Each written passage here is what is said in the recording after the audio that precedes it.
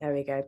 So welcome, everyone. I'm absolutely delighted that Dr. Rachel is here tonight. And we had a really interesting discussion when we first met a few weeks ago now, I think. And I was just saying before that I've been working in this kind of space for a while, and it's not often that I meet someone where I come away from the conversation and genuinely feel like I've learned loads.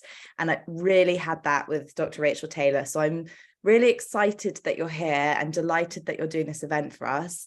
So Dr. Rachel is a neuroscientist, and she specializes in transforming human beings, which I think is an amazing way of thinking about science. And she specializes in working with people who've experienced trauma or are living life in a kind of challenging setting. So I think that you're in very good hands, and I'm going to hand over to Dr. Rachel Taylor.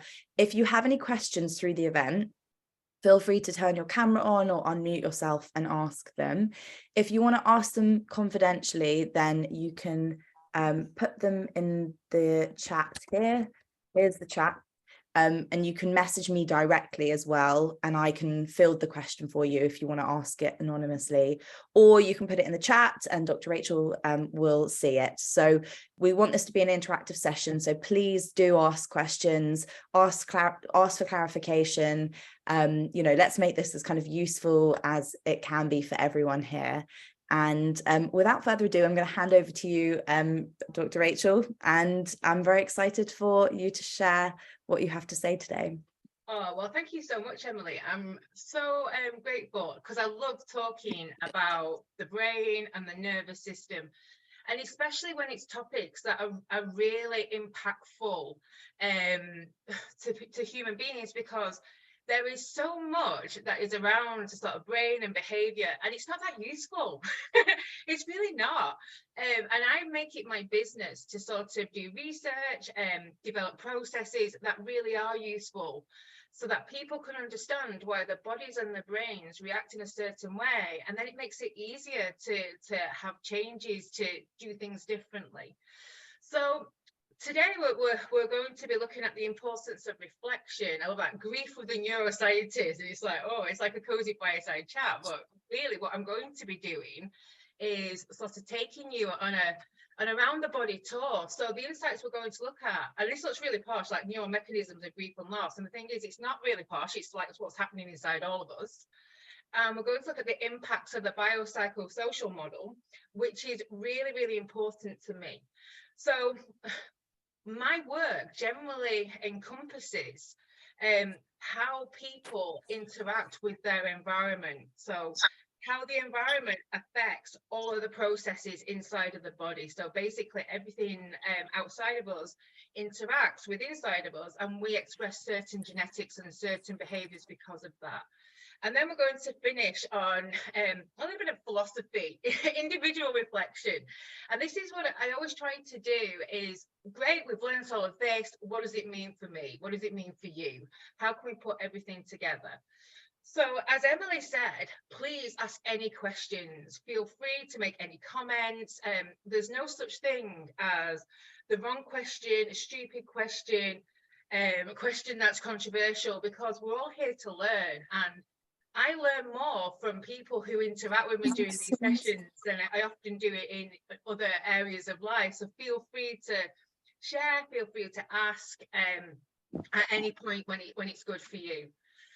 So the first thing I wanted to sort of talk about is that grief and loss predominantly is a brain issue. And we're really quite selfish as human beings, and this is really, really normal. I know that when somebody's experiencing sort of symptoms of grief, it can be really sort of overwhelming. And basically what happens is that the brain is wired for us to be super sensitive to any kind of loss, whether that's potential or real. So the parts of our brain that are affected by grief are the prefrontal cortex, which incidentally is my most favorite part of the brain. It's the part of the brain that makes us human. It's what sets us apart from other animals, other species. And when we are, sort of faced by the grieving process, when we've lost something, the prefrontal cortex literally just shuts down. It becomes very underactive. So it's hard for us to think. It's hard for us to make decisions. It's hard for us to have empathy for anybody else. It's hard for us to have any insight into what's going on. Because what is happening is that our ability to be emotionally dysregulated is heightened. We are unable to regulate our emotional responses. We are unable to make sense of what is going on. And the reason for this is that a part of the brain that, if I had a pound for how many times I've said amygdala in the past 3 years, I literally would be a millionaire by now.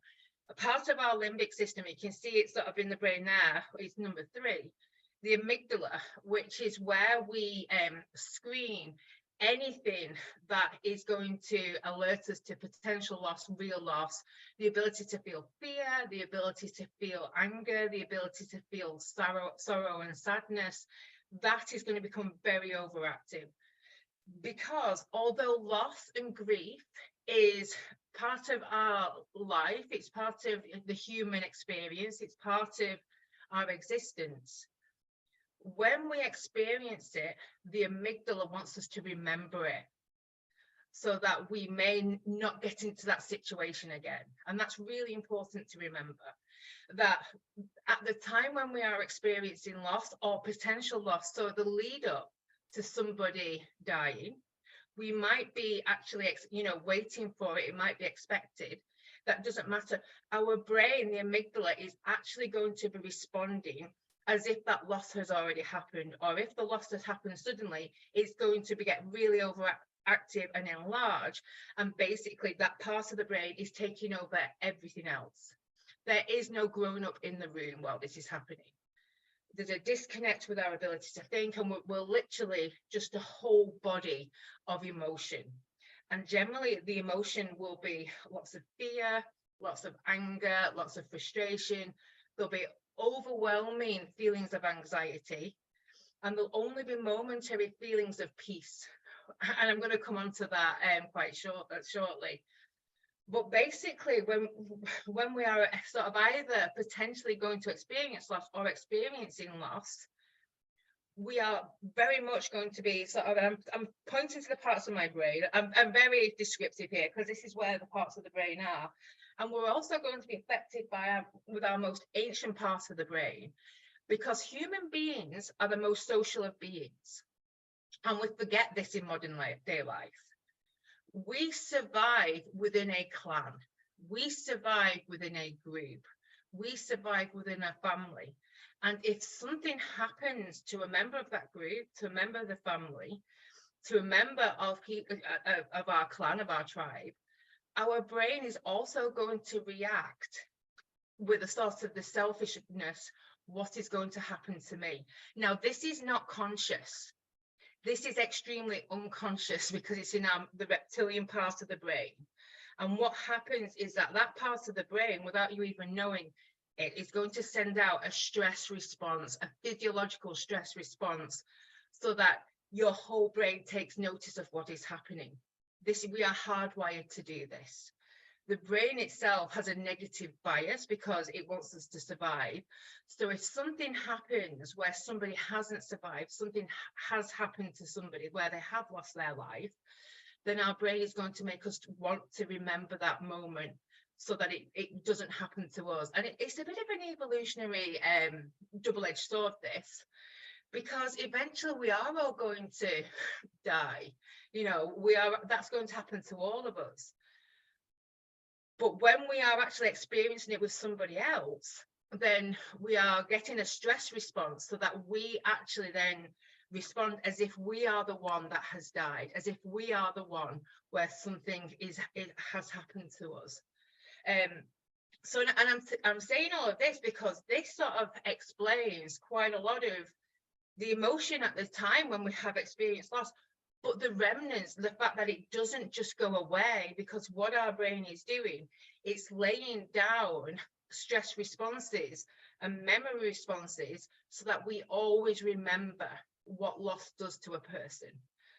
So, you know, in a nutshell, that is sort of a broad overview of what happens in the brain. And again, if you've got any questions, then please, you know, do ask me at any times.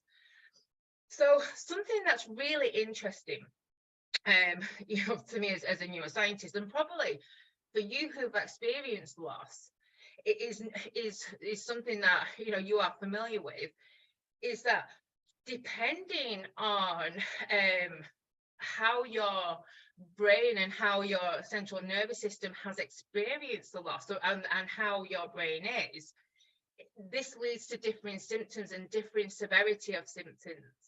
So interestingly, in sort of lots of different studies, every participant, every subject within this study, within all the studies, demonstrated an attentional bias towards deceased-related words. So it didn't matter what those words were. If they reminded the subject, every single participant in every single study had an attentional bias, which tells us within the neuroscience world that the brain is geared to get you to pay attention to anything that reminds you of the person who has deceased. And this is not just a momentary thing. This is something that happens for quite a long time afterwards. And we're talking years, not weeks, not months, it's years.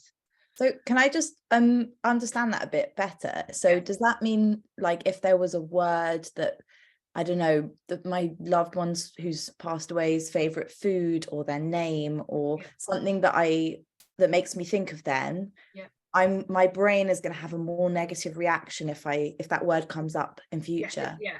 It's going to have, you're going to get a symptom of grief. And it's not going to be a conscious one. You are not in charge of that. And this is a really interesting thing. It's like, and you may not even consciously be aware of it being in the environment, but your brain will be. You'll have an attentional bias to it. So you may not have consciously noticed it, and may not have consciously drawn yourself to it. But if it's there, even if it's just fleeting, so if you are on a train or on a bus, and just for a fleeting second, your visual cortex has been aware of that, and you might not be, you will feel an overwhelming symptom of grief or loss. And this explains why sometimes you may start crying, you may start feeling any kind of emotion that you have felt during that grieving process, you will get, and sometimes, you know, you will not even know where it has come from. But because the brain has an attentional bias, it's going to be there. So this explains all those times when you just think, oh, I don't even know why I'm crying. I've not even been thinking about it. I've not even noticed anything, but I've just started with all this. It's the brain, it's your brain, this attentional bias, which is, it's, you know, for me, it shows you know, this is amazing for the brain, but for the people going through it, for people who are having this emotion, you're going to think that you're going insane or crazy, or that you're out of control, or is this grieving ever going to end? Or is there something wrong with me? You know, am I not handling this like anybody else? But this is because this is not a general knowing that people are explained as part of the grieving process. That even if you are not aware of it, your brain is going to be unconsciously driven with an attentional bias to things that remind you of your deceased loved one. I mean, and even if they weren't a loved one, even if it's somebody who's just part of your clan, your brain is still going to be attentionally biased towards you remembering that person unconsciously. So it's like, it is amazing, is it not? Yeah, it is. So your brain is basically ends up getting wired to look for evidence of that person, or yeah. And then when it does spot those things, like the physical or emotional symptoms of grief then hit you. So it's like seeking and then getting the emotion as well. Yes. And this is because it's really important to the brain. And maybe I should have sort of mentioned right at the beginning. And again, this is the thing that, please forgive me if I say things that you already know, because I never know what people know, but did you know that the brain basically is the same as it was 250,000 years ago when we evolved as a species? It's not really caught up much since then. So the reason why it does this is because 250,000 years ago, people just didn't, they died because of accidents. They died because there were animals in wait of them. They died because they might have stumbled over a cliff. They died because there was danger within the environment. So it becomes really, the brain is then going to be motivated to ensure that you are paying attention to things that are associated with a person who has died in case the same thing happens to you. And this is, shows where evolution goes really, really slowly because we've not caught up with how modern times are. And when we have this kind of attentional bias, this bias is correlated to quite a lot of functional connectivity in the brain. It's the amygdala, which is habitual within the brain, the dorsolateral, so the back part of the prefrontal cortex, all of that is active while we are having this kind of attentional sort of bias. And also really interestingly is the ability, so the sort of activity of the amygdala predicts the intensity of sadness as well. So if your amygdala is overstimulated or hyperactive, if you have had a lot of sort of stimulation of remembrance of that person, then your amygdala is going to make it have an even more intense sad feeling. So if you are walking in an environment where your loved one was, or whoever has deceased was, you are more likely going to have that intensity of sadness. And this is something that is sort of really important to sort of consider, that we often, you'll be walking down the street and you may not sort of understand why you are feeling this. And it's just your brain reacting. It's not a personality thing. It's not something as in you, the person. This is something from you, sort of the brain function, to remind you of that deceased person, to remind you of the environment, to keep you safe, to keep you from harm, to keep you from following down the footsteps of the person that you sort of love. And this is sort of really interesting when you look at sort of the different symptoms, that everybody deals with grief in a different way. And this is partially because we have had social conditioning, we have had learned behavior individually, and we are all, depending on how our brain is structured, if you are a person who has experienced a lot of trauma or a lot of loss, then your brain is going to be actually structured in a different way from somebody who has had little trauma, little anxiety inducing, little stress, and had little loss. So all depending on how you, as have lived your life and what you've been exposed to, you will have a very different sort of grief response in your brain to somebody who has had none whatsoever. And this sort of is explained when we say sort of which parts of the brain are going to avoid going into certain places because they don't want to be reminded. The brain is taking you on a journey. The brain is actually influencing you, whether you are going to experience sort of the sadness, experience memories associated with that person, or whether it's too much for you. So basically your brain is going to motivate you to avoid those places completely, to disassociate from that. And there is no right and there is no wrong. So yeah, Leanne, that's exactly it. You will, yeah. Well, now you know what the trigger is. You know that the trigger, literally, it's your brain. And I think when we sort of understand all of this, it becomes almost, you understand that it's not you personally. Your brain wants to either avoid it or seek it out. So it's either going to motivate you to do behaviors to hear things, or it's going to motivate you to do behaviors to not to. And depends on how how your brain wants to deal with that kind of grief. And it's as human beings as well, and we're going to go on to this when we look at sort of the biopsychosocial model. we have a very weird relationship with grief and loss. It's like, it's one of these things, it's like the elephant in the room, where one minute we might be saying, oh yeah, well, that's all right for you to cry, that's all right for you to grieve, and the next minute we're being told, why are you not over it yet, why are you not getting over it? And this is a very real thing, is that, you know, we're going to talk about this more, time is very relative. It's not up to society to tell us how quickly we should be going through the grieving process. It's up to us to sort of accept that people's brains are in different states, and that for some people, one loss is enough to completely change the structure of the brain, and it's going to take time for it to restructure back. Or for some people, it's like literally the too much trauma and too much stress has completely made the brain so hyper stimulated, they're going to need a lot of support to get through. And then for the people, they can just literally, it's like a walk through the park, and you're not going to know that until you're actually in that situation. But we know how the brain responds, and I think we need to get better at just saying, you know, it's not you, it's your brain. We need to get better at saying, we need to give it time. What do you need to help you support it? What do you need? So now, and you'll know that if you like, you'll get that. You're like, it's my brain warning me, or it's my brain wanting to remember. It's my brain warning me that I need to be careful that it doesn't happen to me what happened to Eddie. And it's like so complex. It's like trying to keep you safe, because it wants you to remember what happened to the person that you are missing, the person that you love. Does that make sense to everybody? Yeah, I was Yeah. gonna ask, I'm gonna switch the view.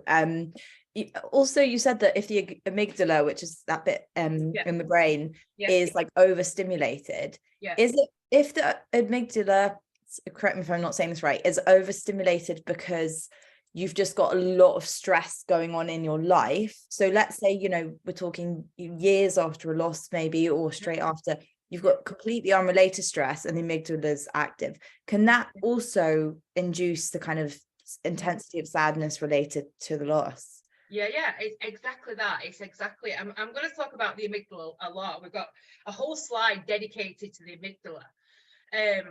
But it really is. It's like when it actually is enlarged, it doesn't matter. It can be anything, and it's going to trigger it. And then because our memory stores are very connected to the amygdala, we're going to have a huge stress response to it. And we're going to get similar feelings in the body to when we have had sort of grief, loss. Our body's going to want to make us to remember it. And Halima, what you are experiencing, it's you know, it's a very real phenomena. And we're not sort of touching on sort of isolation, but brains which have been socially isolated, whether through COVID lockdowns or whether through losing people, completely changing structure. And I'm going to cover that. You know, this is a teaser for the next one I'm doing in January. I'm going to cover what social isolation does to the brain and the memories in January. But yeah, it's really important that we sort of understand, and you need to you need to do things very slowly, because what's really important when we are, you know, fearful of meeting new people and fearful of going back out there, that we don't overwhelm our brain, because what's going to happen is that the brain is going to flood your system with stress hormones and stress neurotransmitters. So you're going to be in an extremely stressed state. So we'll talk about that more sort of later on. But yeah, it's completely usual and completely normal for even two people in the same family to be experiencing the same thing, but feeling completely different things, dependent on what their brain is structured like, and what their brain is doing. The only thing that we can predict is that if you have got an overstimulated amygdala, you are going to be responding in extremely hypervigilant, extremely high stress response ways. So Emily obviously is recording this session, and you can get a copy of the slides again, but I know it's a lot of information to sort of to sink in. So you know, you'll obviously, Emily can get in touch with me, so you could email Emily and she could ask me, but please, you know, please do feel that, if you've got any questions after this, that it's not too late to ask for the answers, because I know that this is a lot of information to sort of go through in an hour. So very related to sort of the whole brain response is possibly one of my second favorite parts of the body. and don't you all want to sort of invite me to a dinner party, because it's like, I've got really good conversational topics. What's your favorite body part? My second favorite is a nervous system. So what's really important is that most people only think of the sympathetic nervous system as part of the stress response. So you've probably, if you've reached out for any help and stress management, or how you can help your body feel less stressed, you'll probably be told, oh, you need to get away from sort of the fight, flight, or freeze. But we have two parts to the nervous system. We have the sympathetic, which is the fight, flight, or freeze, which we get, you can see here. You will get an immediate rise in that, because we are having sort of that stress response. Something bad is happening. What do I need to deal with it? So we'll get that. But you can see from here that although the parasympathetic dips sort of with the initial, so you've got the rise in the sympathetic, it tends to rise above. And this isn't always good. So the parasympathetic nervous system is generally, if we're in balance, it's the part of the nervous system that does rest, digest, we have growth, we have repair. However, when we have been in a stress response, the parasympathetic can sort of supersede the sympathetic, and we can become disassociated. We can become lacking in motivation. We can have zero energy. We want to withdraw. We want to disconnect. It's all too much for us. And you can see that this is happening in a traumatic stress response. Now, losing a loved one, losing anybody in our life, even if we didn't love them, even if we hated them, even if we're sort of, we're feeling guilt because we've lost someone, and we're not that bothered about loss, our body is still going to respond with a traumatic stress response. So we have to understand this about our nervous system, because we have to treat our nervous system for trauma and for shock. It's not enough to think it's going to sort itself out. For most people, the sort of the length of the symptoms from grief and loss can correlate with how we've not sort of understood that our body is having a complete traumatic stress response from loss. No matter what kind of loss it is, your body's going to respond with trauma, because that's how we're wired. So even if, at some level you believe someone's, gone, maybe you're glad that they're no longer in pain, maybe you're glad that that their illness has ended, or maybe you're just glad because you didn't really like them in the first place. It doesn't, nobody's here to judge. Your body doesn't really care about that. Your body just cares that there's actually been a shock to it. So we have to treat it, otherwise so yeah, exactly. So yeah, you'll get complex post-traumatic stress disorder. And I really fight for that to be recognized as a thing, because most people who have complex post-traumatic stress disorder will get diagnosed with something that's completely not, and they'll be treated as if they've got a personality disorder, or they've got severe anxiety, or bipolar, or even in worst cases, they might be told they're schizophrenic because they're having hallucinations and hearing voices. It is extremely difficult getting help on the NHS. I completely agree, because of the stress for that.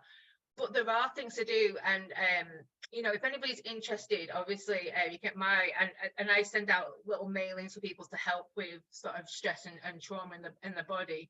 But we have to start treating it. We have to start recognizing it, and we're not good as a society for this. It's like these are very normal reactions to abnormal situations, but we're made to feel that we are abnormal, that there's something wrong with us because we're feeling this. And we look at everybody else and think, oh, you're coping with this really well and I'm not. And everybody's having this struggle. People might not recognize that they've had a traumatic stress response, and 10 years down the line, they've got cardiovascular disease because of it. because it's not been treated. That's the impact that something like this has.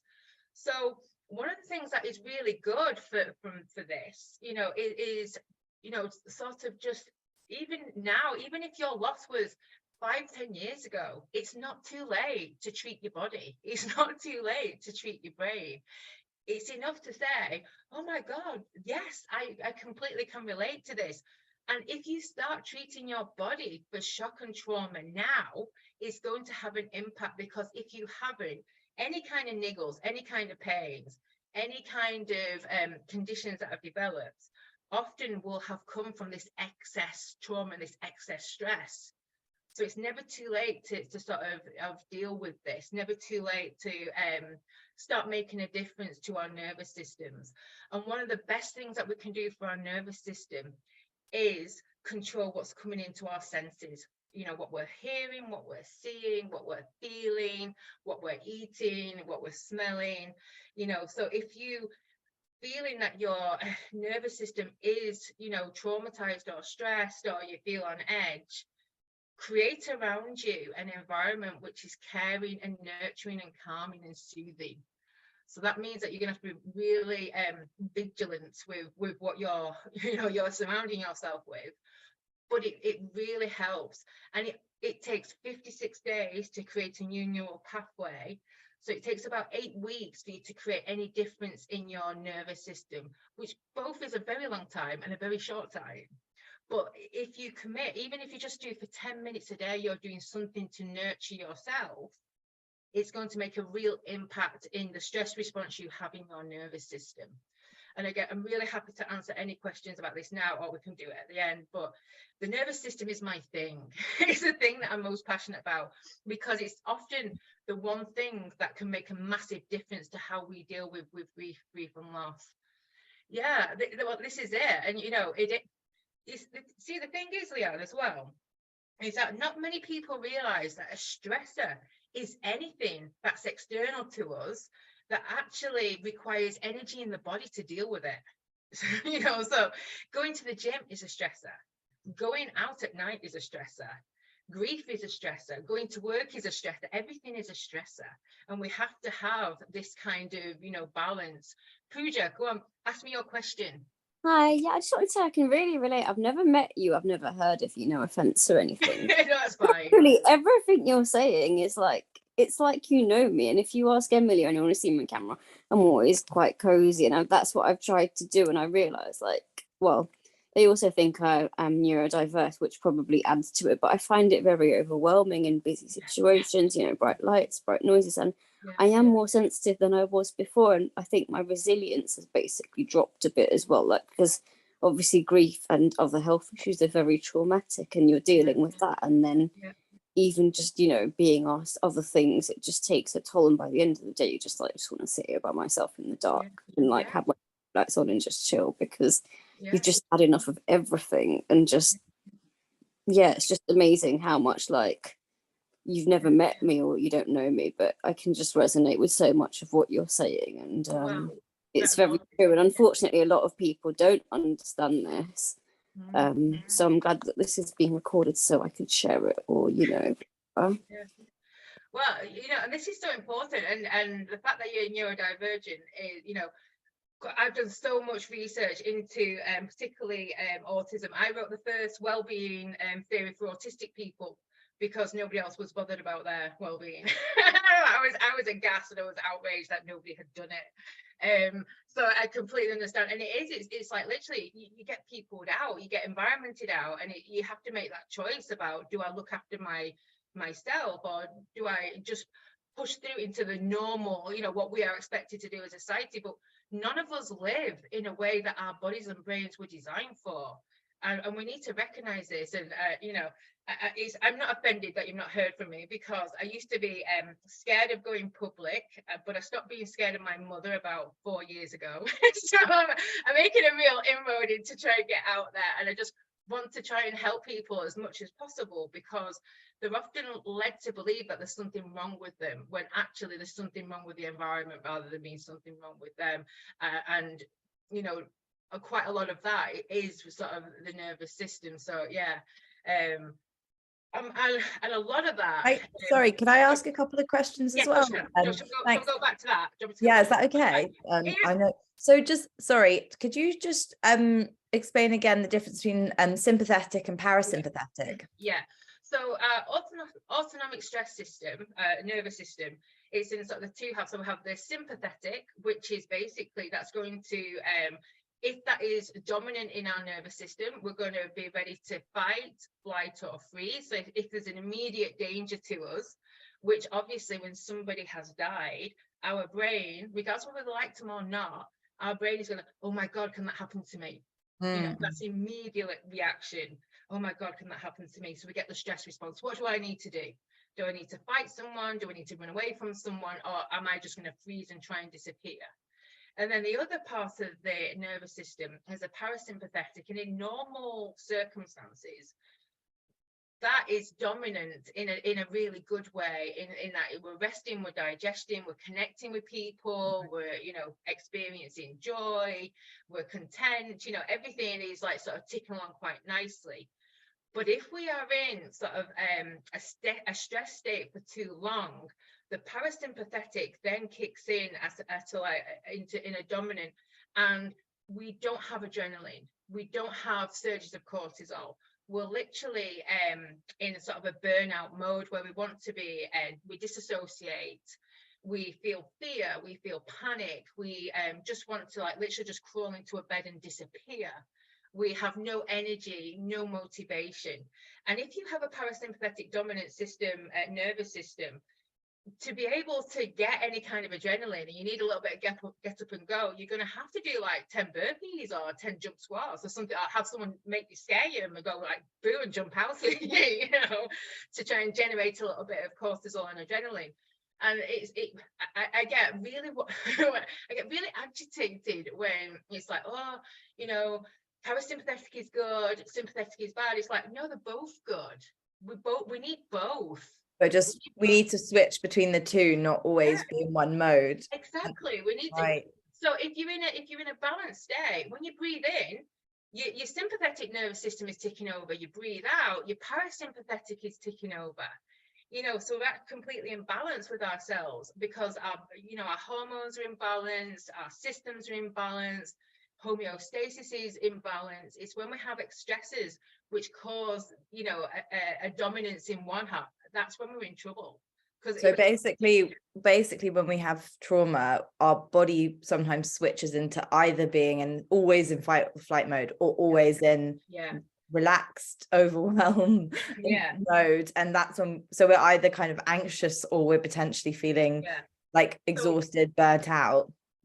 When people talk about burnout, they often relate it to the sympathetic nervous, and it's not. When you're in burnout, you're in constant parasympathetic dominant nervous system, and that's what happens.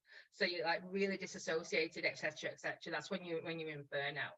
So it's very normal to have a sympathetic dominant response when you are first feeling grief and first feeling loss. That's really normal.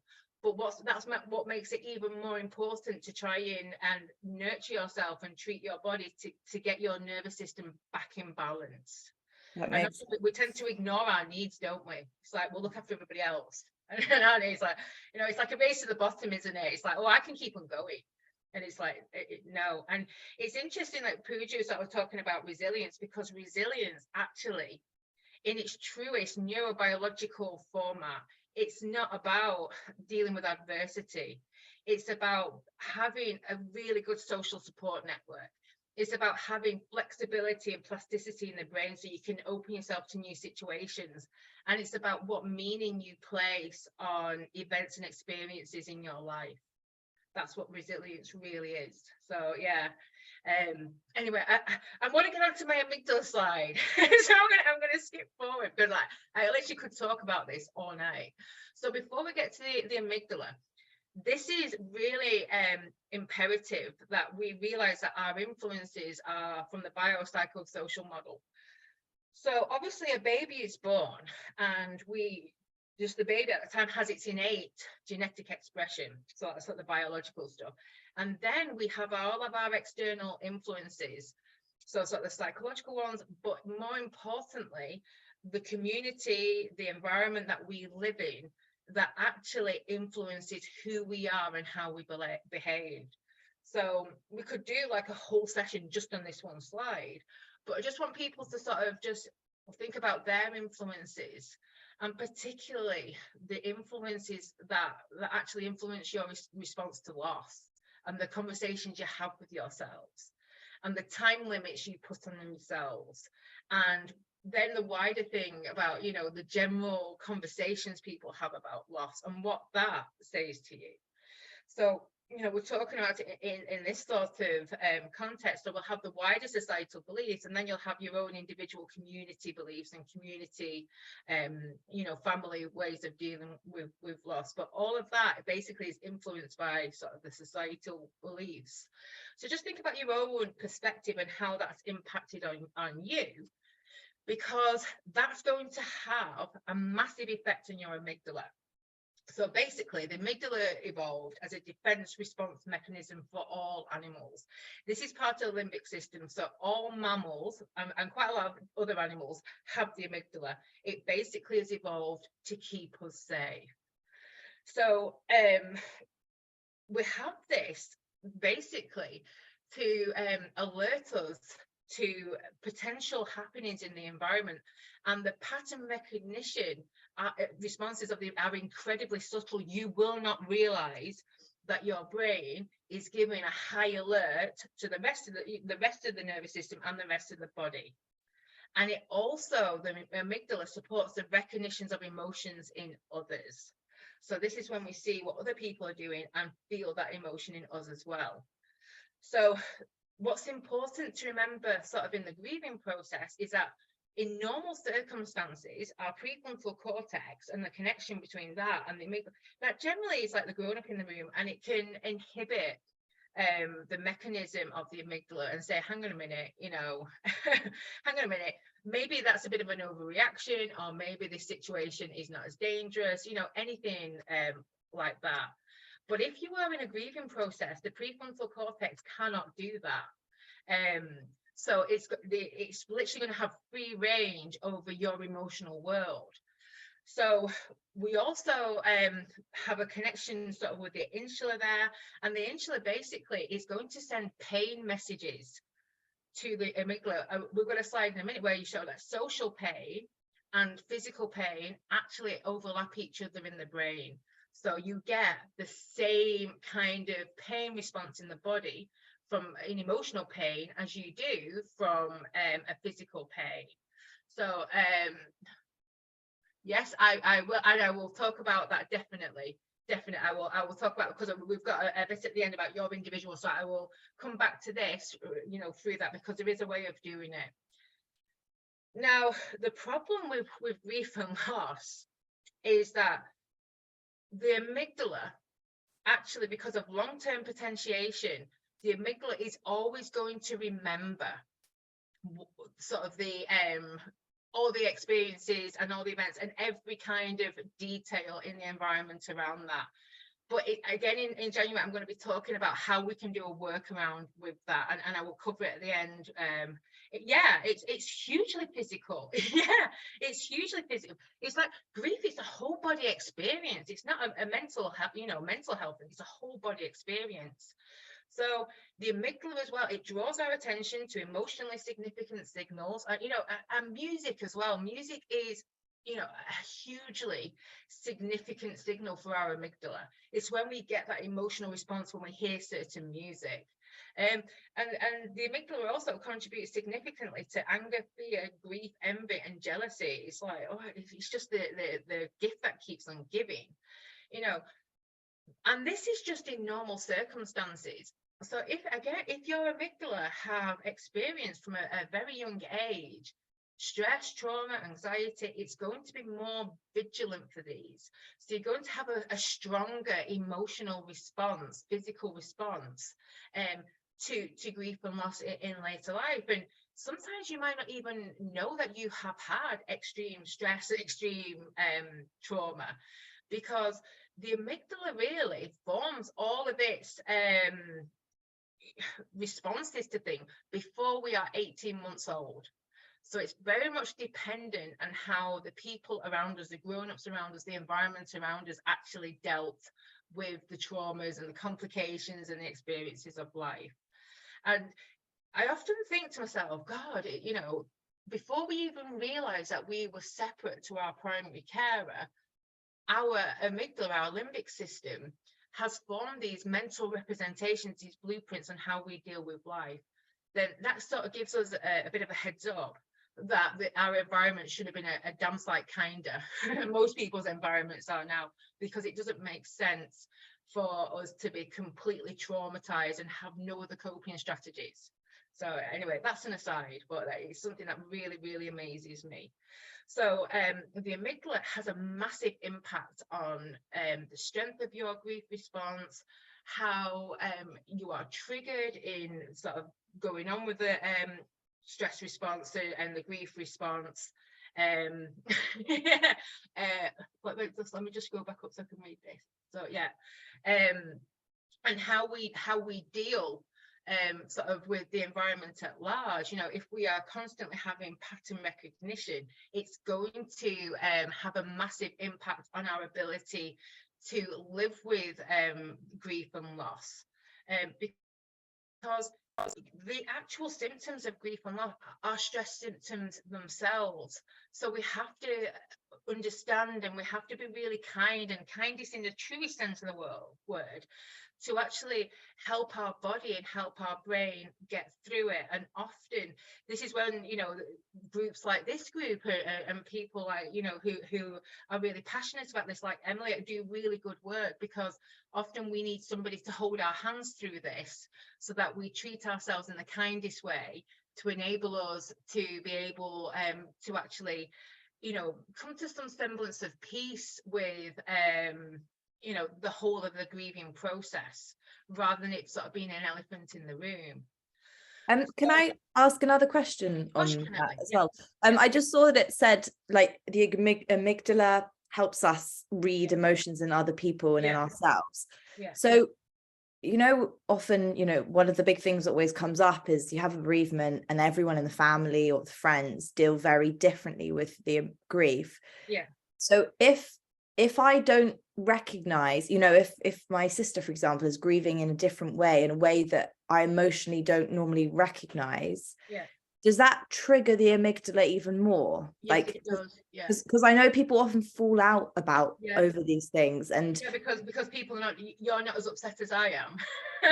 or like you're reacting in a way that, and it's basically like our deep brain not recognizing or being able to read another emotion. Is that what's going on there then? Well, what it is, it's that basically it's seeing it as a threat. If you are, because this is a group, you know, if we are in a group and something has happened to one of the group and you see you are behaving in a different way to other people, then that potentially might mean that you are going to be ousted from the group because you are not in group.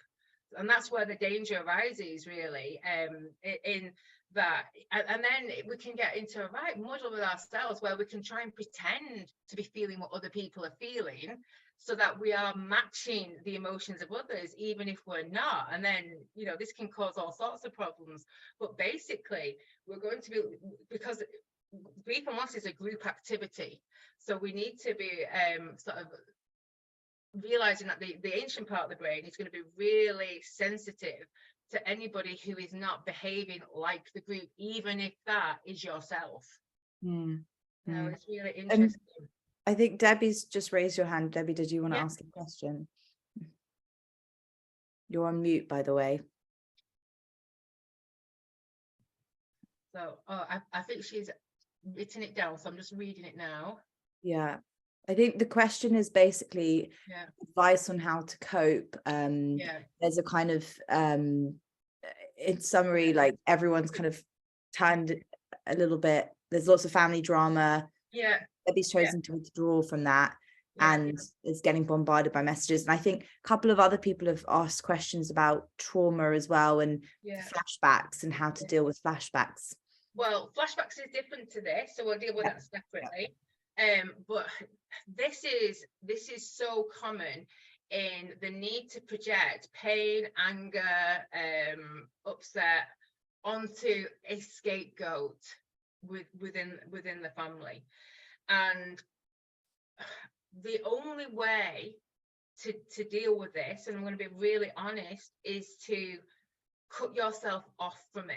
So not give them any opportunity to be able to contact you in a way that's going to give you a stress response or trauma. And this is so difficult, and I'm not saying this is going to be easy. It's so difficult. But even if you can give yourself some respite, so you actually say to yourself, right, I'm only going to let them, I'm only going to open the lines of contact, I don't know, 3 times a week. And the other days, I'm going to give myself a break from it, or be able to find some support in other people. Because unfortunately, it appears that what I was just talking about with Emily, where you have that, the one person in the group who is not behaving like anybody else does, that they have now chosen you to be the scapegoat and literally the focus of all of their dramatic outpourings of emotion. And it's really difficult, but the only sort of way is to get some social support yourself that's outside of, you know, the family, to do that. Let me just go back up so I can just see. Oh, so that's the other thing about the flashbacks, yeah. So and I can talk about, so in terms of flashbacks, this is purely from the brain, so that you remember all the things that actually could potentially happen to you. And you might get them while you're awake, you might get them in dreams, and it's about having to treat your whole body for that trauma. It's not just a single psychological sort of maneuver to get, because this is not a cognitive problem here. So, you know, obviously with cognitive behavior therapy, it's like, oh, you just need to think differently. You know, you just need to do things different. Often when we have flashbacks, it's that these memories and the chemicals associated with them are actually caught in the muscles. So the brain is always going to remember these things. So, yeah, we have to treat the body and also allow these memories to go out. Now, for flashbacks, a really good thing to do is to go and do hip flexor exercises. The hips contain quite a lot of emotional memory chemicals. So often when we do hip flexor, we're releasing quite a lot, and that can really help to reduce the severity of the flashbacks. And there are psychological, you know, processes that can help, but we have to get sort of the trauma chemicals through the body. So I'm pretty sure that I've done a workbook on that, so I'll try and dig it out, and I'll let Emily have it, and then she can place it in the app. Because all of this sort of combined, you know, the amygdala really is a grief enhancer. You know, and this is the thing, is that we've got this, and it's sort of alluding back to sort of the previous question, sort of, you know, the family choosing a person to do, you know, be the focal point of all of their, you know, their enhanced grief. It's a social emotion. You know, it generates sadness, and also the amygdala helps us to dwell on images of what might have been. So our brain basically invents a whole load of scenarios which may or may not be true, but to enhance this sadness of, you know, this grief and what have we lost.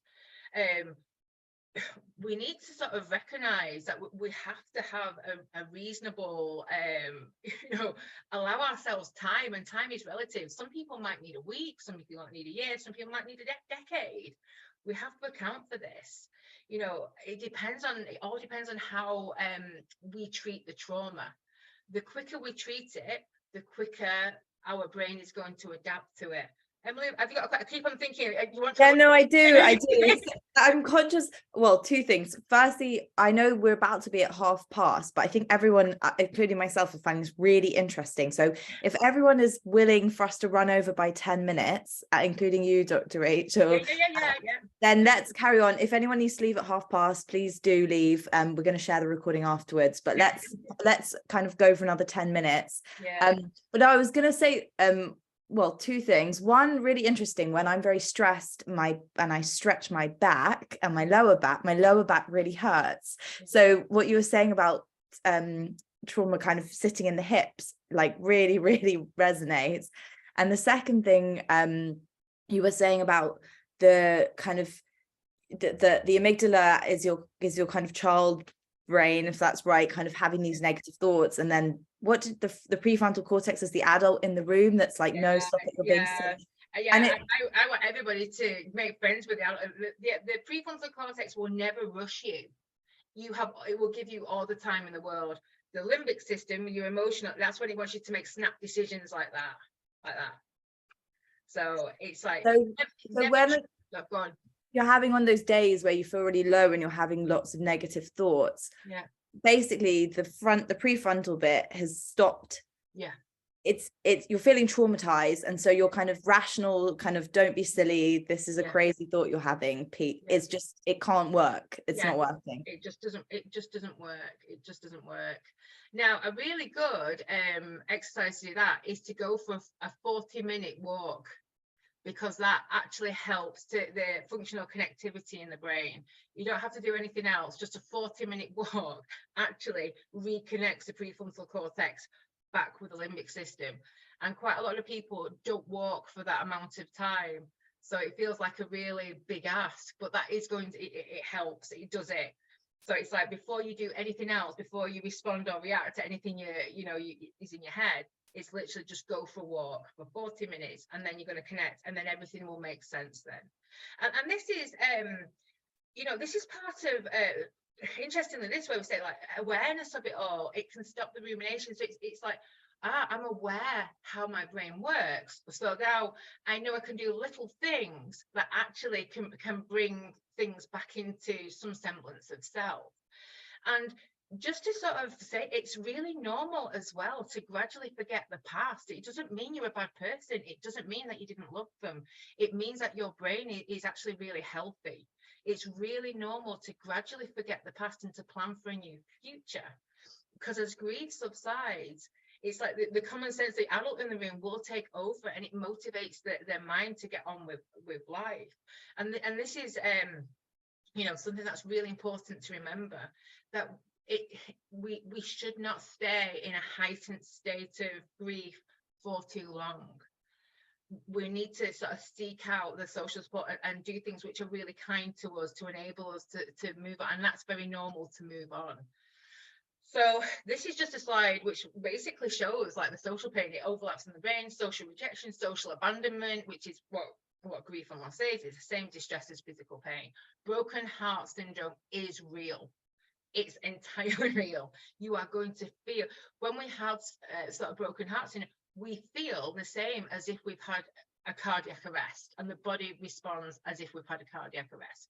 Our sort of the function of the heart is weakened, our respiratory system is weakened, our circulatory system is weakened, and this is really, we need to treat ourselves because we're in a weakened state. So I'm going to just try and get to sort of the individual pathways. We have to understand our physiological response to stress and trauma. Our limbic system is going to be on high alert for a while. That is so normal. But acceptance is going to be the first step of the process. Accepting that however you feel is normal. It's how you are feeling. It's how your body is dealing with it. And no matter if that's not the same as everybody else, it's normal for you. It's how you deal with an abnormal situation. You are being normal for you. And that's really important to understand.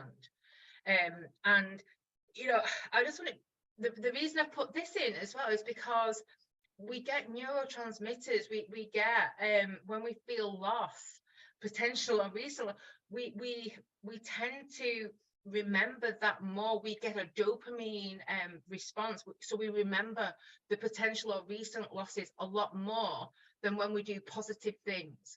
But the important thing is to keep on doing things that are good for you, because the more that you do it, the more that your brain is going to start moving away from remembering the possible or recent losses. So we have to just try to put little things in that are good for us, and not feel guilty, not feel bad, not feel like we're not mourning in the right way, not feel like we're letting people down, not feel like, you know, we're inhuman. We're actually more human if we do that than how, you know, society tells us to deal with loss. And, you know, I'm going to cover this in greater depth in the next one. We have an entire slide where I tell you exactly what the prefrontal cortex is. So you will all get this slide. So I will let you sort of read that at your own. But this basically is what you're losing when you are grieving, and what you will get back when we have this sort of connection to ourselves. So I've designed this little neurological toolkit for grief and loss. At this time, you know, you need good energy. It's not the time to starve the brain and body. People don't feed the brain. The brain needs energy. When you are feeling grief and loss, no matter how long ago it was, it's not the time to go on any kind of crash diet or restrict your energy foods. It's not good. You know, time is relative. Take all the time you need. When you give yourself the gift of time, you will need less of it. That's how relative it is for you. You know, stress and trauma treatment support the nervous system. Start it today. Start it, you know, it's never too late. You know, small steps of acceptance. Take some time every day to accept your reality, you know, and you can start at less than 1 minute if needed. It doesn't have to be like 5 minutes. You just sit there and just say, this is who I am. I'm accepting myself. This is who I am today. You know, it's a big thing to do. So like, you start at less than 1 minute. Social pain felt like physical pain. So soothe as needed. Be kind to you. Be kind to your process. And, you know, finishing on reflection. Reflection is wisdom. Wisdom is reflection. You know, connect with yourself, know what you need, and know that you might need something completely different to what society tells you need. And you might be okay for, you know, 6 months, and then you're not. So take some time to reflect on what has happened in those 6 months. The more we connect to ourselves, the more that we understand what our brain and our body is trying to tell us. The body never lies. It tells us everything. So, you know, we're going to meet again in January. if you enjoyed today, we'll meet again in January to discuss memories and trauma. I think I've got some idea of some things that I can possibly pass on to Emily that might be useful, particularly on sort of dealing with flashback in a physiological way, you know, and a few things sort of from a psychological process point of view. But I'll literally dig through, and then I'll send it to Emily, and she can decide if it might be useful for you or not. But the biggest thing that you need to do is like be really kind to yourself. And this is so trite, and I hate like the be kind social media rubbish. Being kind is thinking, what is going to make me feel better in a month, 6 months, 12 months, and what do I need to do to enable myself to do that? That is proper kindness. Now, you might need a treat, and you might need an indulgence. You might need, you know, think, I'm going to have that chocolate bar, I'm going to do this, and that's going to, you know, and I'm going to recognize it for what it is. But kindness is supporting your body to be able to thrive going forward. And we really do need to thrive after grief and loss. If you know, it's one of the main conditions in humanity that we need to sort of work through. So thank you so much. That was, I honestly, when we first spoke, I learned so much, and I've learned so much today as well. I think everyone else has too, judging by this chat. And what we'll do is please do share. I'll post this video and announcements once tomorrow, or maybe the next day's Christmas, but the day after Christmas Eve, I'll do that. And I think Leanne had a worksheet that she'd use, so please share that, Leanne, and maybe a Little Wins channel, and I'll add that on. I'll add all your exercises, Rachel, as well, which will be fantastic. And then I'm so delighted that you're doing another event for us in January as well. So yeah, really looking forward to that. Pooja, did you want to end with a question before we It was wrap? a comment really like, oh my gosh, I'm so glad I came to this. Like, your passion. I'm guessing you don't work for IAPT, or you're not a GP kind of doctor, are you? No, I'm not. No, and it's really interesting, the research. I don't align myself to one university because I don't want my research to be tainted by having to toe the party line. So I am part of research groups, and yeah, because I think it's important that people are not misled, and I just want to explain that this is how your body works. This is what your brain does. This is, and yeah, and I think you should honestly work for like teaching GPs and IAP, because you know a lot, and I can really resonate with so much, and I'm going to follow you on all your socials and be your big I only do Substack because I don't like social media. So yeah, but I do that. But please do. I'm really happy to speak to anybody at any time. Honestly, I just want the world to. Are you a therapist, sorry, or what sort? Are you a research doctor, or what sort of? I'm a research doctor, but I develop processes which then I take through an empirical peer review to make sure, but I do things a little bit differently. So I love it. I absolutely love it. Anyway, I'm a truth teller who just wants people to be happy. I know, and I think that was so refreshing when your panel. And then do sign up to Dr. Rachel's newsletter as well, so you get like tidbits in your inbox of helpful tools and like interesting observations. So I'm signed up and have been reading it, but thank you so much. That I think this is hopefully the beginning of hopefully many events that you'll do, because but we've got the one in January, and I'm like looking forward to learning so much more, and I'll share those exercises. I'm going to definitely do some hip flexor exercises because I definitely store all my trauma in my hips, and now I understand why my lower back always hurts. Yeah, most people do, and it's just like, honestly, if I do a bit of yoga and I end up crying. Oh God, here we go again. And it's just like, I don't even bother trying to work out where these tears have come from. It's just like, my God, I was a sad little girl. That's what I tend to say to myself. I was bloody sad. Yeah, I'm the same. When I stretch out and I like, all the emotion suddenly comes up. So thank you. The Substack is there. It's drracheltaylor.substack.com for her Substack. So thank you everyone for joining us. I'll share this video, and thank you so much. That was really brilliant, and I learned loads, and I think everyone else has too. So I want to say thank you for being such an amazing group as well. Do you know what? This is only as good as a group interacting. And I always say that it's like you make a good, you get, because people share and people offer their own experiences. And that's what makes the group really stand out, doesn't it? It's like, oh, wow, this happens and this happens. And yeah, so thank you to everybody for turning up tonight, like literally 2 days before Christmas and listening to me, like literally step on my soapbox about the brain and nervous system. Thank you so much, and I will put all your details as well in the app, so if anyone wants to join your Substack, they can as well. I'll thank you so much, Emily.